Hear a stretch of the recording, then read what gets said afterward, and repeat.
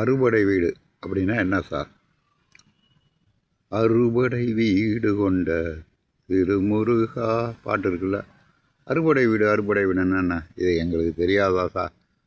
பழனி, திருச்செந்தூர், இப்படி சொல்லிகிட்டே போங்க, திருத்தணி, கும்பகோணம் சுவாமி மலை, அப்படியே அந்த அறுபடை கோயில் தான்.